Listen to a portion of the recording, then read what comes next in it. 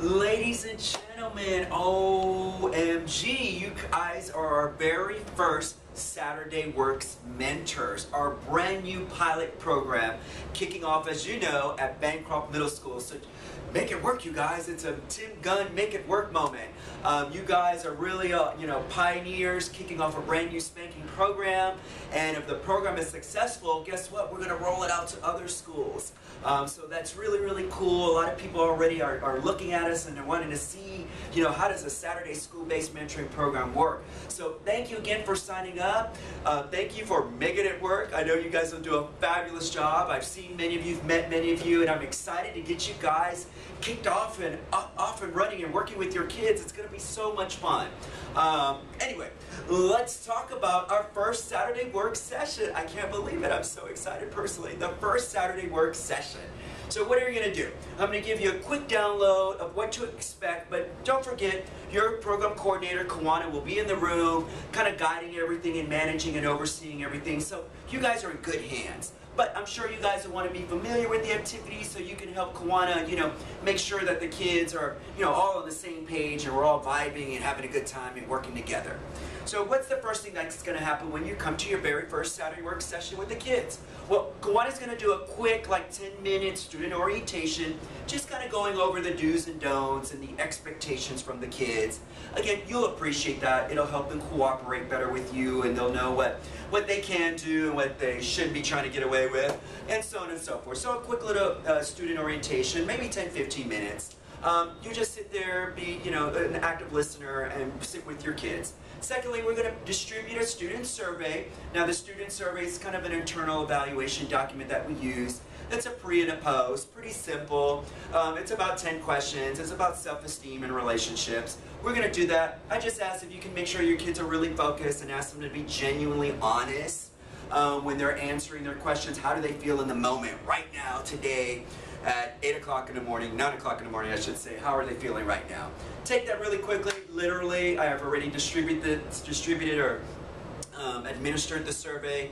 It took about 4 minutes tops. 2 minutes for a lot of kids, 4 minutes for some of the other kids. But that's it. So those are the formalities. Now let's talk about the fun. What's the fun? Well, you're going to want to get to know your kids, and your kids are going to want to get to know you. So we got a couple of name games, some fun name games, probably a lot of name games that you're familiar with. But our first one is called the motion name game. Now the motion name game is pretty simple. You say your name, and then you do some kind of motion just to make you memorable. We want to do something that, is kind of catchy, kind of fun, and is unique to you. So, for example, I'm going to start off. We're going to be in a circle. We'll be standing in a circle, right? And I'll start off. I'll be the mentor, and I'll start off. And I'll say, my name is William. And that's my motion. Now, the person next to me, William is still standing here, will be, that's William. And I'm, for example, Kia.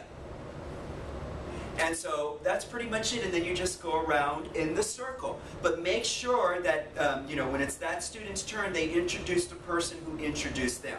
They'll say their name and they'll do their motion. And you'll just keep going around, clockwise or counterclockwise, however you choose. And you can do a couple rounds if you want, just to make it fun. But it's really a lot of fun. The kids come up with some really cool motions.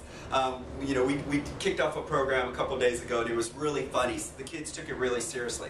Some of the kids were like breakdancing on the floor and whatnot, and hopefully you won't have to introduce that kid.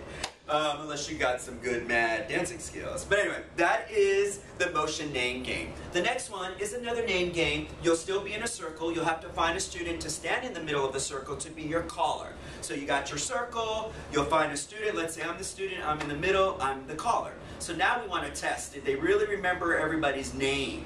You guys had a chance to do the name game with the motions. Let's see if they really remember. So the caller stands in the middle, and pretty much they go, you. And whoever the person is that they point to, then they're going to name a direction, and they're going to say right or left. They'll say right or left. Now, what they have to do, really simply, is call the person's name to the right or the left. All right, pretty simple. So if I go you right, and the person happens to be Carlos, and they got it right, well, the caller has to, then go around again and find someone else, and just keep going. Now, how the caller swaps out and goes back to the circle is if someone gets the name wrong. Okay, so if they get the name wrong, then they swap places. That's it, pretty simple. Caller in the middle, you, right or left.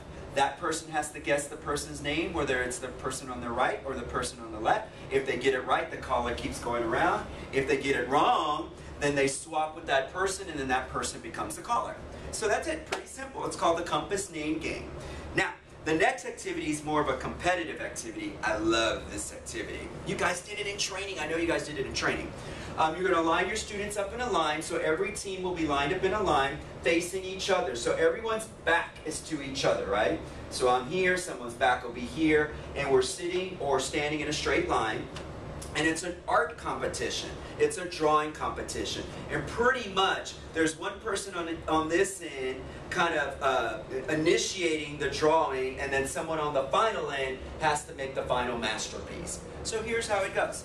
There's different levels, beginning, intermediate, and advanced. But the person on the end, the image that this person's going to get has to be kept private and confidential. No one can see it, okay? They have to keep it a secret.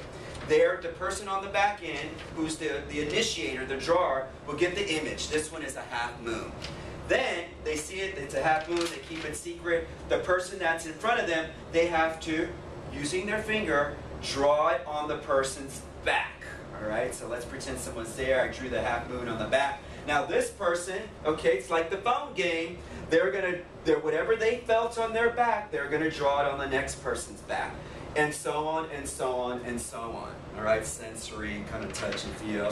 And then when it gets to the person on the end, they're going to have a blank sheet of paper. And what their job is, whatever it is they felt on their back, that's what they're going to draw. And maybe this person felt something like this. Kind of close, but you know, not exactly. But just an example. So again, this person starts it off. They're the only one who sees the image. They use their finger, draw on someone's back, and it keeps going down the line. Everyone's using their finger, drawing on someone's back, and then the person on the end will actually have a blank piece of paper and a marker, and they'll draw that image. So like the phone game, let's see how it started, and let's see how it ended up. All right? And that's really fun. Again, there'll be all kinds of cool images. It'll get more advanced. Oh, wow, this is a doozy. That one's really fun. You got a little snail. You got a little Hello Kitty. All right, so those are the images. So that's that game, group art competition. You'll probably do about 2 or 3 rounds, but it's a lot of fun. And I think you guys did it in training, so you remember how that one goes. Now, the next one is called the Constellations. It's kind of a grouping and pairing, so it forces the kids to mix and mingle, and you guys should be a part of this process. Constellations, pretty simply. There's different constellations, so it's a little astronomy here. But, for example, we've got like the Big Dipper, the Little Dipper, the Seven Sisters. Was that a TV show? The Seven Sisters, Orion, Leo the Lion, and the Great Bear. So on and so forth. So, around the room will be a constellation. So, for example, here's the Big Dipper with all the stars in that constellation. Big Dipper, all the stars in the constellation. Your students will all receive a star from one of the different constellations, right? So every kid will get a star from one of the constellations, so on and so forth. What they're going to do when Kawana says go, they're going to run to all these signs that are posted around the room to see which constellation they fit in, like what, you know, their star. Do they fit in the Big Dipper constellation? So if I got Alcor the star, I'm going to be like, oh, cool, I'm in the Big Dipper constellation. Now, I want to find my buddies. Who are the other stars in my constellation? I'll be like, hey, who's out there? Mizar, are you out there, Mizar? Come on over. And what you want to do at the end of the day is get all the stars under their constellation. Pretty simple. That's the constellation game. And then last but not least, a really fun activity, one of my favorites, it's called the Mummy Race. The Mummy Race. So this is just a little precursor to all their fun Halloween activities they're going to do on Monday night.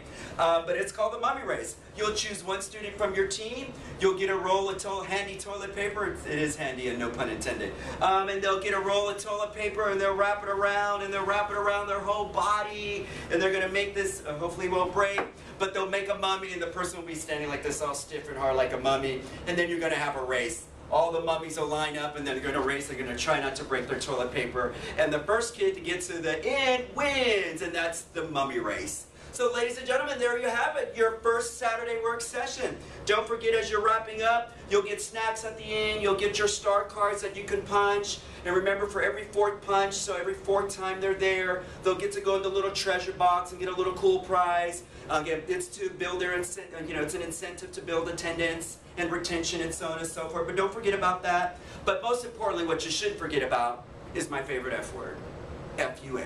Don't forget about having fun. Have fun on Saturdays. Welcome to Saturday Works. Can't wait to see you guys. Will signing out.